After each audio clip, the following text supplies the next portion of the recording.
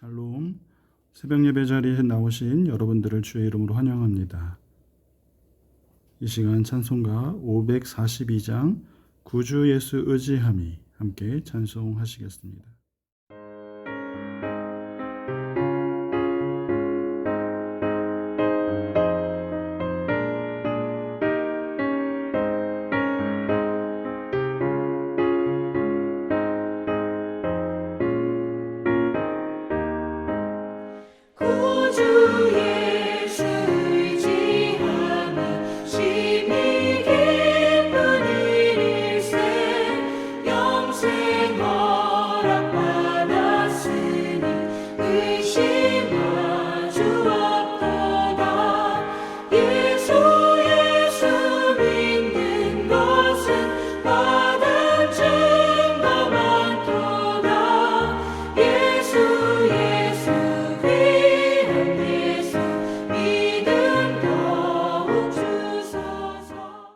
오늘 함께 나눌 말씀은 요한계시록 11장 1절부터 13절 말씀입니다. 또 내게 지팡이 같은 갈대를 주며 말하기를 일어나서 하나님의 성전과 제단과 그 안에서 경배하는 자들을 측량하되 성전 바깥 마당은 측량하지 말고 그냥 두라. 이것은 이방인에게 주었은즉 그들이 거룩한 성을 42달 동안 짓밟으리라. 내가 나의 두 증인에게 권세를 주리니 그들이 굵은 베옷을 입고 1260일을 예언하리라. 그들은 이 땅의 주 앞에 서 있는 두 감람나무와 두 촛대니 만일 누구든지 그들을 해하고자 하면 그들의 입에서 불이 나와서 그들의 원수를 삼켜버릴 것이요 누구든지 그들을 해하고자 하면 반드시 그와 같이 죽임을 당하리라. 그들이 권능을 가지고 하늘을 닫아 그 예언을 하는 날 동안 비가 오지 못하게 하고 또 권능을 가지고 물을 피로 변하게 하고 아무 때든지 원하는 대로 여러 가지 재앙으로 땅을 치리로다. 그들이 그 증언을 마칠 때에 무적행으로부터 올라오는 짐승이 그들과 더불어 전쟁을 일으켜 그들을 이기고 그들을 죽일 터인즉 그들의 시체가 큰 성 길에 있으리니 그 성은 영적으로 하면 소돔이라고도 하고 애굽이라고도 하니 곧 그들의 주께서 십자가에 못 박히신 곳이라. 백성들과 족속과 방언과 나라 중에서 사람들이 그 시체를 사흘 반 동안을 보며 무덤에 장사하지 못하게 하리로다. 이 두 선지자가 땅에 사는 자들을 괴롭게 한 고로 땅에 사는 자들이 그들의 죽음을 즐거워하고 기뻐하여 서로 예물을 보내리라 하더라. 3일 반 후에 하나님께로부터 생기가 그들 속에 들어가매 그들이 발로 일어서니 구경하는 자들이 크게 두려워하더라. 하늘로부터 큰 음성이 있어 이리로 올라오라. 함을 그들이 듣고 구름을 타고 하늘로 올라가니 그들의 원수들도 구경하더라. 그때에 큰 지진이 나서 성 10분의 1이 무너지고 지진에 죽은 사람이 7천이라. 이 시간 두 증인이라는 제목으로 말씀 나누기를 원합니다. 사랑하는 여러분, 우리는 그리스도인이라는 말을 자주 사용합니다. 하지만 이 명칭은 처음부터 영광스러운 호칭이 아니었습니다. 사도행전 11장에서 안디옥 교회 성도들이 세상 사람들로부터 처음으로 이 말을 듣게 되죠. 그런데 당시 이 말은 예수에게 미친 사람들 혹은 예수를 추종하는 별난 집단이라는 조롱과 또 비하의 의미를 담은 일종의 별명이었습니다. 하지만 시간이 흐르면서 이 이름은 세상과 구별된 삶을 살아가는 사람들, 즉 예수를 닮아가는 사람들의 고귀한 정체성을 드러내는 가장 영광스러운 명칭이 되었습니다. 오늘 우리가 읽은 요한계시록 11장 말씀은 6째 나팔 재앙이 지나가고 마지막 7째 나팔이 울리기 직전 하나님께서 잠시 심판을 멈추시고 우리에게 막간의 여유, 막간의 장면을 보여주십니다. 하지만 이 막간의 시간은 단순히 잠시 숨을 돌리는 그런 시간이 아닙니다. 계시록 10장에서 살펴본 것처럼 이 잠깐의 시간, 이 막간은 아직 하나님을 모르는 사람들이 돌아올 수 있도록 기다려주시는 기회의 시간이고 또 우리 믿는 사람들이 세상 속에서 어떻게 살아가야 할지를 다시 한번 확인시켜주는 그러한 시간입니다. 마지막 심판이 임하기 전 잠깐 멈춘 이 시간. 그렇다면 우리 그리스도인들은 이 땅을 어떻게 살아가야 하겠습니까? 하나님은 오늘 본문 말씀에서 두 증인을 세우십니다. 여기 나오는 두 증인은 어떤 특별한 영웅이나 어떤 특별한 사람이 아니라 바로 이 땅의 모든 교회와 성도를 의미합니다. 3절 말씀을 보시면 내가 나의 두 증인에게 권세를 주리니 그들이 굵은 베옷을 입고 1260일을 예언하리라 말씀합니다. 그러니까 이 마지막 때를 살아가는 그리스도인의 삶은 바로 증인의 삶이어야 한다라는 것이죠. 여전히 살아계신 예수 그리스도, 우리의 구원자이신 예수님을 증거하는 그 증인의 삶을 우리가 살아가야 하는 것입니다. 여기서 그냥 증인이 아니라 두 증인이라고 부르신 이유가 무엇입니까?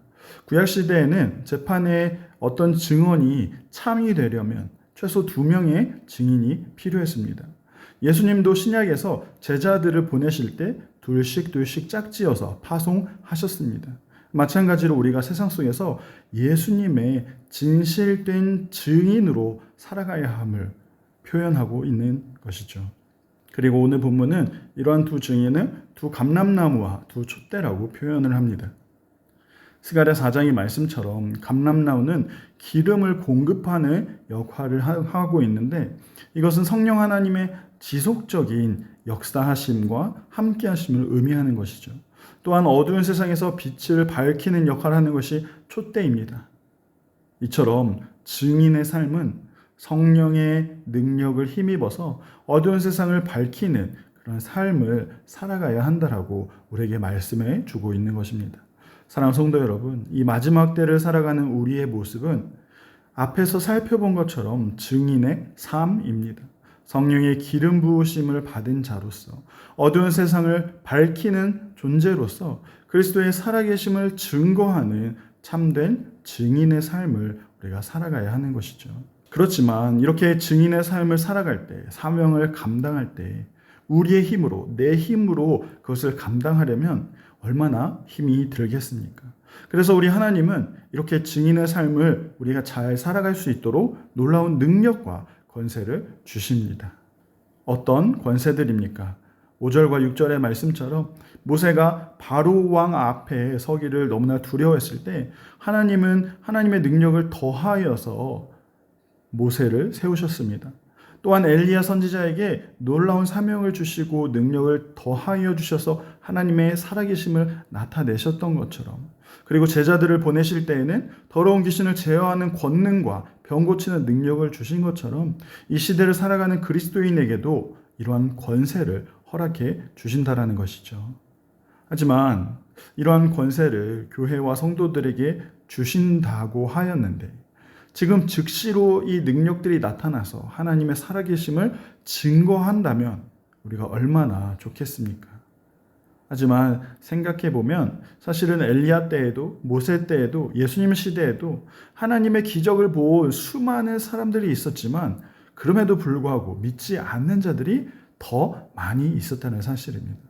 그래서 이러한 능력들, 눈에 보이는 능력들이 나타나면 물론 좋겠지만 오늘 우리에게 비록 이러한 능력이 눈에 보이는 능력이 나타나지 않는다고 할지라도 결코 우리가 실망하지 말아야 할 이유가 있습니다. 왜냐하면 우리에게 더 귀한 권세가 주어졌기 때문이죠. 그것이 무엇입니까? 바로 하나님의 자녀가 되는 권세입니다. 하나님의 자녀가 되는 권세, 그 어떤 것도 그 누구도 끊을 수 없는 아들이 되는 권세입니다. 언제든지 아버지를 부를 수 있고 언제든지 아버지 품 안에 나아갈 수 있고 언제든지 아버지의 도움을 받을 수 있는, 언제든지 함께 할 수 있는 그 권세가 아들인 우리에게 주어졌다라는 것이죠. 아들로서의 권세를 가지고 우리는 이 마지막 때에 그리스도인으로서 살아가야 하는 것입니다. 물론 여러분, 이 증인으로서 살아가는 것은 결코 쉬운 일이 아닙니다. 세상은 그리스도인들의 원수이기 때문에 우리를 핍박합니다. 그래서 그리스도인의 삶은 핍박과 고난의 연속인 것이고 이 땅에서의 그리스도인의 삶은 저항의 연속이라 말할 수 있습니다. 본문 1절을 다시 한번 보시면 하나님은 성전 안의 사람들을 측량하여 보호하시지만 성전 바깥 마당은 이방인들이 질밥도록 그렇게 놔두시는 그런 말씀이 나옵니다. 그리고 42달이라는 기간 동안 예수님이 다시 오시기 전까지 성도들은 고난을 당하고 결국 죽음을 맞이하게 된다 말씀합니다. 그렇게 고난의 연속인 것이죠.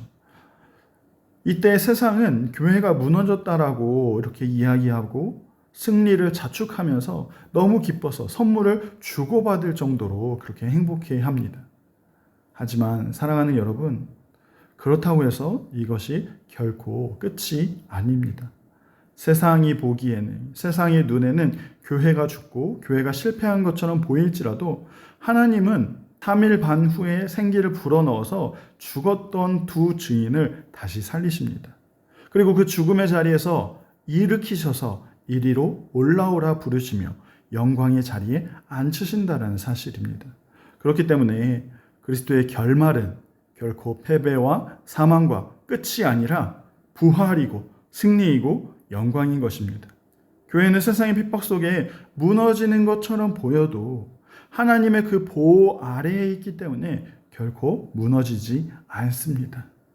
사랑하는 성도 여러분, 마찬가지로 우리가 이 땅에서 이 마지막 때의 증인으로서 살아갈 때 그 삶이 이 땅에서는 보잘것없이 보일지 몰라도 이 땅에서는 형편없이 보일지 몰라도 그 증인의 삶의 마지막은 결국 승리이고 영광의 자리라는 사실입니다.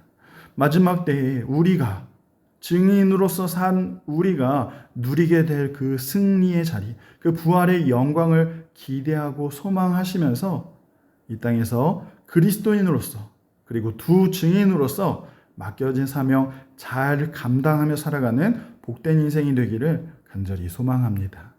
기도하겠습니다. 사랑하는 하나님, 우리는 지금 마지막 때를 살아갑니다. 이 마지막 때 우리가 성도로서 그리스도인으로서 어떻게 살아가야 할지를 고민할 수 있는 그런 지혜를 우리에게 허락하여 주옵소서.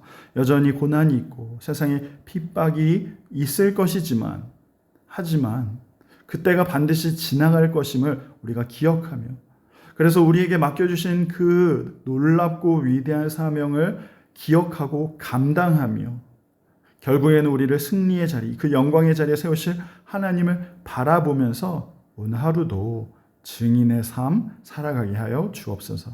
부족하여도 그리스도인으로서 그 삶을 살아내는 오늘 복된 하루가 되게 하여 주옵소서. 감사를 드리오며 살아계신 예수님의 이름으로 기도합니다. 아멘.